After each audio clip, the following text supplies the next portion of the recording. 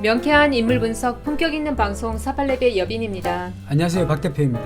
가장 큰 신비는 내 마음 본성을 깨달으면 전 우주가 일시에 깨닫는다는 점입니다.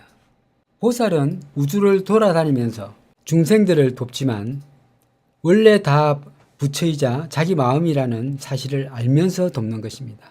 여러분들도 내가 곧 부처라는 마음으로 사시며 나의 본성을 깨달아 가시기 바랍니다. 특히 어떤 종교도 괜찮습니다. 기도를 많이 하시고요. 나를 내려놓으시면 나를 볼 수가 있습니다. 네, 오늘 어버이날이고 또 토요일이죠. 네, 부모님 모시고 식사하러 가신 분들도 계시고, 부모님 아직 계신 분들 계시고, 아니면 부모님이 나이가 연로하셔서 가신 분들도 계시고요.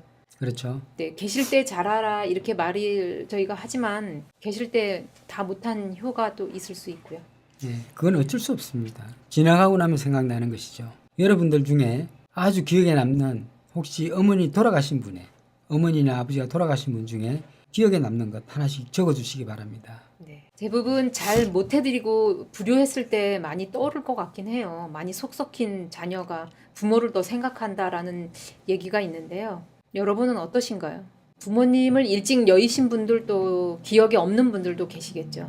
사주에 따라 다르겠지만 아버지 때문에 힘든 경우, 아니면 어머니가 나를 간섭을 많이 해서 힘든 경우, 아니면 두 분 다 나한테 너무 편안한 존재였다 이렇게 생각할 수 있는데, 이것도 타고나는 건가요? 아까 지금 사주 명리학상 뻔한 거죠. 타고나는 겁니다. 네, 저희는 사실은 참 이 아이가 부모 중에 누구 때문에 조금 힘들고 좀 그랬구나 이런 게 다 나오거든요. 근데 본인은 잘 모르죠. 자녀가 둘, 셋 있으면 자녀마다 또 부모에 대해서 생각하는 게 각각 다르죠. 네, 맞습니다. 똑같이 사랑을 준다 해도 미운 자녀가 있고, 또 내 맘에 더 들고 또 안타깝고 더 해주고 싶은 이런 자녀도 있기 마련이고요. 그렇죠. 열 손가락 안 아픈 손가락이 없다고 하지만 사실 그건 거짓말이고요. 아픈 손가락은 따로 있습니다. 그 사람 성향에 맞는 자녀가 따로 있습니다. 안 맞는 자녀가 있고요. 또 사주명리학상 이래 보면 얘는 부모와 잘 안 맞겠구나, 어머니와 잘 안 맞겠구나, 또는 아버지와 잘 맞겠구나 하는 이런 명리학적 소견이 나옵니다. 예, 정확하게 나옵니다. 그래서 어떤 아이는 또 어머니와 잘 안 맞으니까 어머니가 좀 떨어져 있으십시오 한 경우가 굉장히 많습니다. 실제로요. 또 어떤 경우는 엄마하고 자녀하고는 너무 찰떡궁합인데 이 아버지만고 외딴섬 같이 이렇게 겉도는 경우도 있습니다. 이것도 네. 타고나는 거고요. 예, 맞습니다. 예, 이인숙 스패너님은 저는 첫 월급 받고 아버지께 술 사두고 간 것이 기억이 납니다. 오늘 자녀분들한테는 또 혹시 선물 뭐 받으셨나요? 시인표고님, 저는 외동아들인데 잘 안 맞아요. 네, 부모님 두 분 다? 아니겠죠? 시인표고님은 오늘 오전에 비대면으로 어머님 뵙고 오셨군요. 예. 그렇죠. 요즘에 병원에 가면 다 비대면이죠.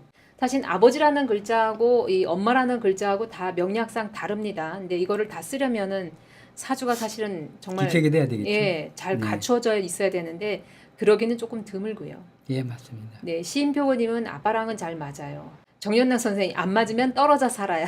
예, 맞습니다. 부부도 마찬가지예요. 네. 네. 뭐 어떻게 보면 뭐 똑같은 자녀라고 하지만 이상하게 정이 많이 가는 그런 자녀, 이상하게 해줄래도 이상하게 못 받는 자녀 분명히 있습니다. 네, 그렇게 사랑이 생각해요. 골고루 가지는 않는 것 같아요. 예, 골고루 가지는 않습니다, 실제로. 그 아이 명리학상 사주를 보면 알고요. 또 가족 간에도 궁합을 봐요. 가족 간의 궁합을 보는데 어떤 집안은 정말 화기애애하구나 보면 정확해요. 화기애애합니다. 왜? 서로 간의 궁합이 너무나 잘 맞아요. 돌아가면서. 그런데 어떤 집은 엄마를 기준으로 해서 다 달라요. 아버지도 다른 사람이에요. 그래서 아이들끼리 다 제각각이죠. 부모들도 제각각이에요. 그래서 그런 부분 참 아쉽기만 합니다. 개인적으로는요. 사실은 뭐 내가 부모를 선택할 수는 없고, 뭐 부모님도 본인 자녀를 선택할 수 없기 때문에 이것도 운명인 것 같고요. 가장 또 안타까운 거는 이제 어머님, 아버님 둘이 사이가 좋았을 때는 좋은데 좋지 않을 때는 누구 편들기도 어렵잖아요. 성은님은 용돈 받았어요. 네. 선생님 용돈 받았었어요? 네, 요즘은 돈으로 많이 하죠. 꽃다발 속에서도 이렇게 그렇군요. 5만 원짜리 이렇게 쫙 이렇게 예쁘게 말아서 주는 게 또 유행인 네. 것 같아요. 혹시 얼마 받았냐 물어볼 수 있나요? 네, 요즘 용돈 단위가 어때요? 우리가 저 세뱃돈 주더라도 요즘 아이들은 막 5만 원짜리 지폐가 있다 보니까 초등학생한테도 5만 원짜리를 주게 되더라고요. 예전에는 10,000원, 1,000원 이렇게 나이별로 이렇게 차별 지급했는데 요즘은 아이들이 많지 않기 때문에. 정인남 선생님 맞습니다. 남자는 딸이 예쁘죠. 딸이 예쁘고 아들보다는 딸이 예쁩니다. 어떻게 보면 딸은 평생 친구라고 할 수 있는데 아들 같은 경우에는 뭐 무뚝뚝한가요? 특별하지 않는 이상 뚝뚝하고 결혼하게 되면 그쪽 부인밖에 안 챙기는 이런 부분이 발생합니다. 실제 아버지한테 착 붙는 이런 딸들은 정말 예쁘죠. 행동 자체는 맥락적으로 보면 다 드러난다고 할 수가 있겠습니다. 네. 여기 계신 아버님들은 다 지금 딸이 좋다고 하시는데 아들이 들면 섭섭하겠어요. 재찬 선생님도 따님이 예쁩니까? 딸이 예쁘죠. 가끔 이제 절에 다니다 보면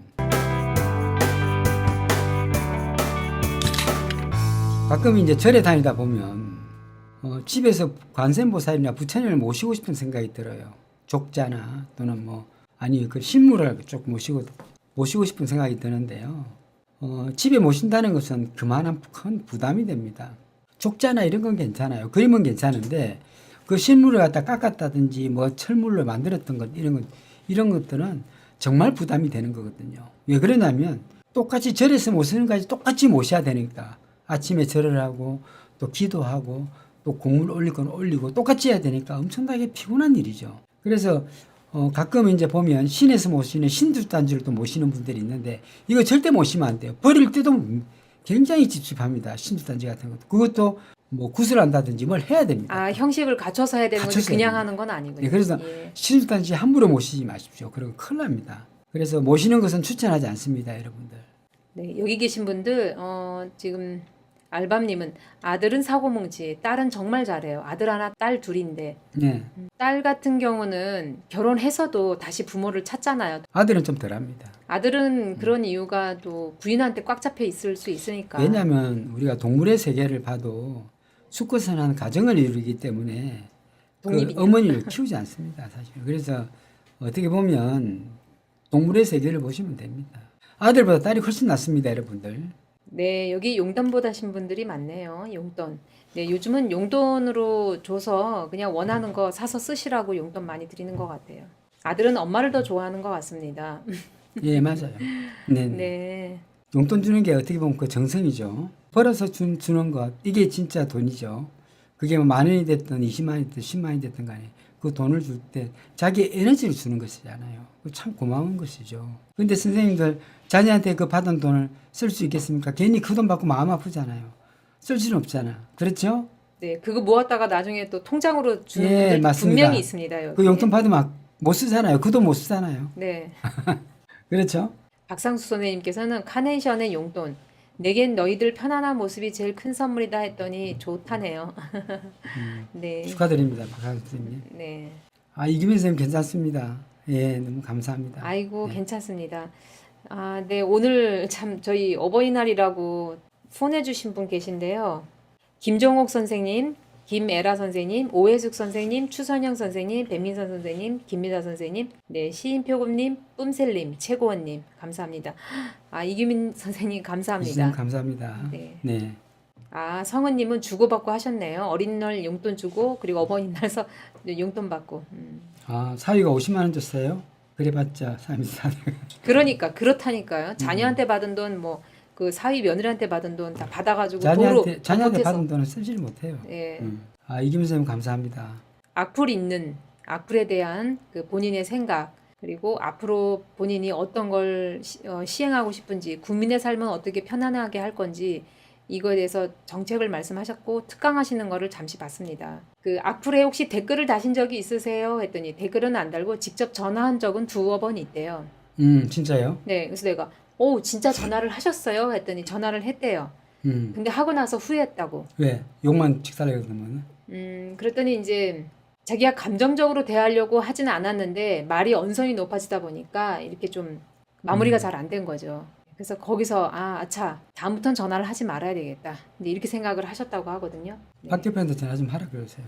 네, 오늘은 제가 행복에 대해서 잠깐 준비한 글이 있는데요. 누구나 행복은 사실은 어떤 만족을 했을 때 나타나는 현상이라고 보는데 당신의 행복은 당신의 만족에 달려 있다라고 하는 것은 착각이라고 합니다. 착각. 네, 그러니까 이거죠. 내가 지금 먹고 싶은 게 있고 사고 싶은 게 있어요. 그러면 그걸 샀어요. 그러면 행복해야 되잖아요. 근데 행복하지가 않은 거예요. 이건 착각이라는 거죠. 왜?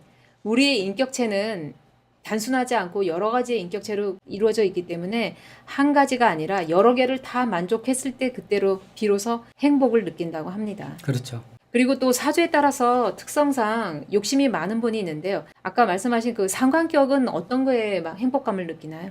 상관격은 자꾸 바꾸는 것에 행복감을 느끼죠. 아, 새로운 걸 시도하는 거. 예, 새로운 걸 시도하고 또 새로운 걸 보고 약간 뭐 상관격 자체가 약간 안 좋으면 또 관음증 같이 있는 것이고 아, 호기심. 또 하지 상계- 말라면 더 예, 하고. 상관격 같은 거는 삐딱합니다. 시각 자체가 바르지 않아요. 쉽게 이야기하면은 코 큰 사람들, 코가 큰 분들은 자기 주장이 강해요. 아, 네. 예, 뭔지 알 것 같아요. 지도력은 있으나 자기도 지형입니다. 고난이 많고 외롭습니다. 코 큰 사람 특징이 왜? 자기가 콧대가 높다 보니까 잘난 척하게 되거든요. 근데 그렇죠. 사실은 자존심을 너무 세우죠. 아는 것도 없이 잘난 척한단 말이죠. 그것이 문제죠. 네, 잘 마모 뒤지겠네요. 씨도 마모 씨도 마찬가지. 네. 자, 이재명 지사님께서는 오늘 어버이날 산소에 아마 묘소에 가서 산소 좋구만 뭐. 성묘를 하고 오신 것 같은데 절을 하고 오신 것 같아요. 저 사람이 왜 산소 가서 절까지 할까요? 그 우리가 어떤 큰 일을 하기 전에 조상전에 찾아가야 되는 거거든요. 자기가 쓰는 용신의 글자 아니면 부모한테 찾아가야 된단 말이에요. 찾아가서 절을 해야 된단 말이에요. 잘 부탁한다고 절을 해야 되는 거예요. 예를 들어 장군이 전투에 출정할 때는 자 부모 묘지부터 찾고 인사하는 게 맞아요. 그럼 이 사람 입장에서는 지금 이제 대선이 있잖아요. 네. 잘 봐주십시오 하고 인사해야 되는 거예요. 그건 맞아요. 그거는 어쨌든 뭐 예의상 그렇고 우리가 할 수 있는 모든 것은 부모님한테 부탁하는 거예요. 10대 때 그런 아버지를 원망하면서 필사적으로 자충우던 날이 있었다고 합니다. 어쨌든 이 지사님은 공부를 추구하는 분이죠. 원래. 예, 인을 예, 쓰는 사람. 그래서 공부를 끝까지 마쳤어야 되는 거에 대한 이런 아버지에 대한 원망? 네, 이런 것도 있으셨네요. 그 이지사의 눈이 굉장히 무서운 눈이에요, 선생님. 지금 뭐 예를 들어서 뭐 짜장이나 이런 눈은 눈이잖아. 사실은요, 별거 없고. 이 눈이 정말 예리하고 정확하게 판단할 수 있는 눈은 이지사의 눈입니다. 그냥 법 공부한 저기 것밖에 더 있나? 지금 암기 중이에요. 예. 네, 암기? 벼락치기 암기. 잘 안 돼. 자꾸 삭제될 거예요. 그럼 그 안 보고도 이야기할 수 있고 어떤 토론에도 자신감 있는 이지사가 짱이죠, 실제로. 그렇지만은 이지사도 조심해야 돼요. 왜냐하면 현재 민주당을 밀고 있는 중도 세력 자체가 많이 이탈했단 말이죠. 이 상태에서 지금 당장 선거 대선을 치른다면 될 것 같습니까? 저는 안 된다고 생각해요. 지금 일부에서는 이 지사님이 너무 성격이 너무 진보 성향이 강하니까 오히려 좀 불리하다 이런 얘기도 있더라고요. 웃기는 소리 하지 마세요. 네, 아, 그런 웃기는 얘기, 얘기였군요. 웃기는 얘기. 예. 예.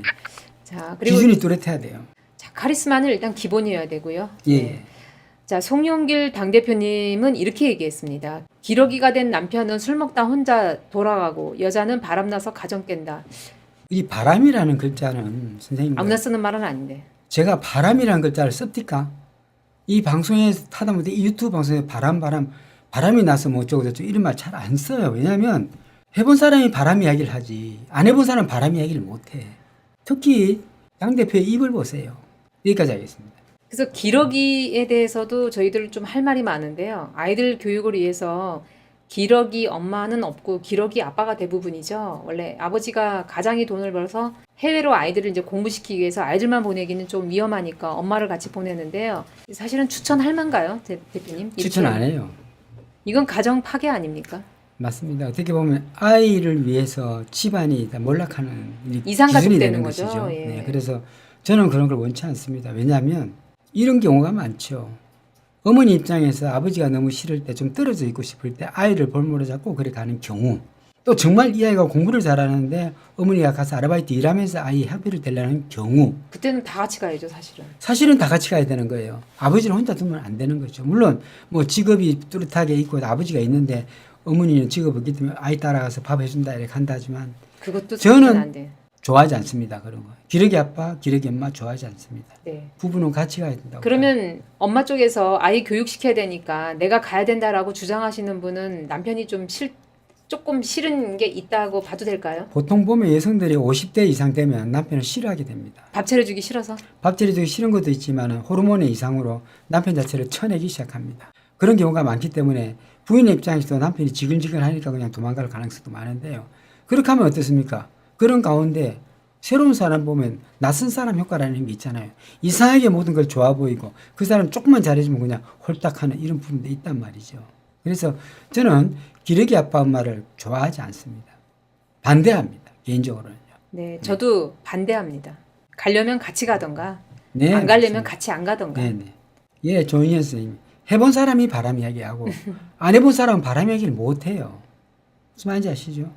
우리가 흔히들 이야기하는 끼가 있는 사람. 끼가 있는 사람의 얼굴이 어떤 얼굴인지 아십니까? 네, 아시는 그거는- 대로 좀 적어주세요. 아니 그거는 네. 전문가 시간에 말씀드렸습니다. 이거는 네. 꼭 하겠습니다. 네. 네, 여러분들이 아시는 것도 어떤 느낌이 있을 것 같은데. 네. 네. 끼가 있는 얼굴의 특징 말씀드릴 수 있어요. 그 재능 이 끼라는 있는 것. 것은 끼가 누구나 있어야 됩니다. 끼가 바로 기이기 때문입니다.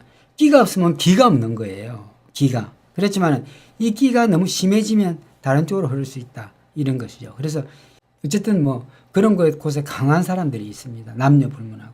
얼굴에 보면 드러나 있어요. 사주에도 드러나나요? 드러납니다. 아, 김달봉 선생님 감사합니다. 감사합니다. 네.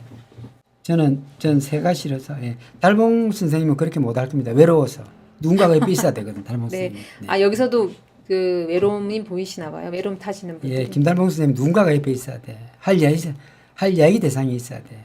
뭐 꼭 그렇게 생각을 하지 않지만 어쨌든 뭐 선택일 수밖에 없는데 아이가 전 간다면 선택일 수밖에 없는데 저 같으면 좀 반대하겠습니다. 국내 대학도 좋을 때 국내 대학이 안 될 때 외국 대학 가는 거죠.